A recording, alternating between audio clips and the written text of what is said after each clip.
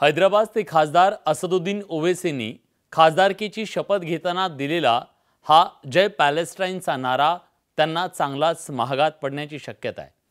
जय तेलंगाना, जय फलस्तीन, जय फलस्तीन। ओवैसींची खासदारकी त्यामुळे धोक्यात येण्याची शक्यता आहे। हे सगळं प्रकरण नेमकं काय आहे? खरंच ओवैसींची खासदारकी जाऊ शकते का? कायदा काय सांगतो? जाणून घेणार आहोत आज बडे मुद्देतून। मंडळी नमस्कार, मी विलास बडे, तुम्ही पाहताय बडे मुद्दे। खासदारकीची शपथ घेताना ओवैसींनी जय पॅलेस्टाईनचा नारा दिला। त्यानंतर सभागृहात आणि देशभरात एकच गदारोळ उडाला। राजकारण चांगलंच तापलं। खरं तर सभापतींनी तात्काळ तो शब्द पटलावरून काढून टाकला, पण प्रकरण तेवढ्यावर शमलं नाही। ओवैसींनी माफी मागायला साफ नकार दिला।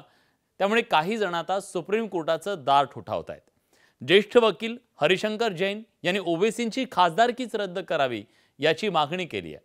राष्ट्रपती द्रौपदी मुर्मू यांच्याकडे त्यांनी तशी मागणी केली आहे। त्यासाठी त्यांनी संविधानातलं कलम 102(4) याचा दाखला घेतलाय।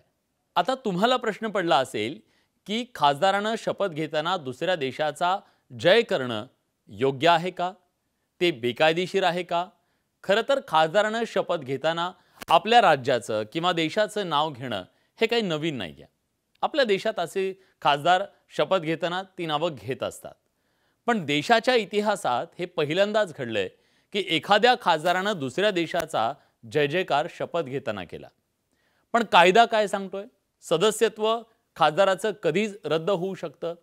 तर आपल्या कायद्यानुसार संसदेला सांगितल्याच्या व्यतिरिक्त भारत सरकार किंवा राज्य सरकारचं कुठलंही लाभाचं पद जर ती व्यक्ती घेत असेल तर त्या व्यक्तीचं सदस्यत्व रद्द होऊ शकतं।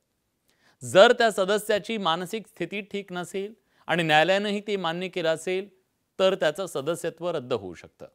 एखादा सदस्य 60 दिवसांपेक्षा जास्त दिवस कुठल्याही प्रकारची कल्पना न देता अनुपस्थित राहिला असल्यास त्या परिस्थितीतही त्याचं सदस्यत्व रद्द होतं।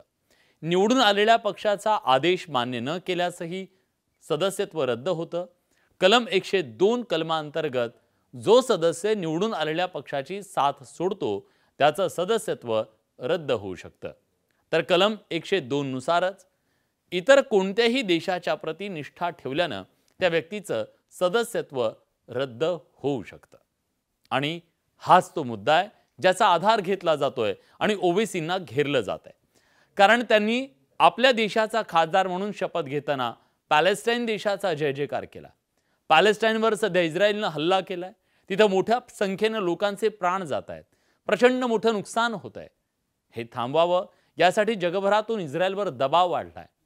तो मुद्दा उपस्थित करण्याचा हेतू ओवैसींचा असेलही, पण पॅलेस्टाईनचा जय जयकार त्याच्यासाठी कशासाठी हाच सवाल आहे। खरं तर संसदेत चर्चेच्या वेळी पॅलेस्टाईनमधल्या परिस्थितीवर चिंता व्यक्त करणं, भाष्य व्यक्त करणं, तिथल्या लोकांच्या अधिकारांबद्दल बोलणं हे एक वेळ समजू शकतो, पण शपथविधीच्या वेळी आपल्या देशातल्या एका राज्यासोबत दुसऱ्या देशाचा जय जयकार करणं हे निश्चितच अयोग्य होतं। आचरटपणाचं कृत्य होतं। देशभावना दुखावणारं होतं आणि त्यामुळेच या सगळ्याची एक कायदेशीर शिक्षा त्यांना मिळू शकते आणि तीच लोकभावना आहे। बडे मुद्देमध्ये आज आपण इथेच थांबतोय। धन्यवाद।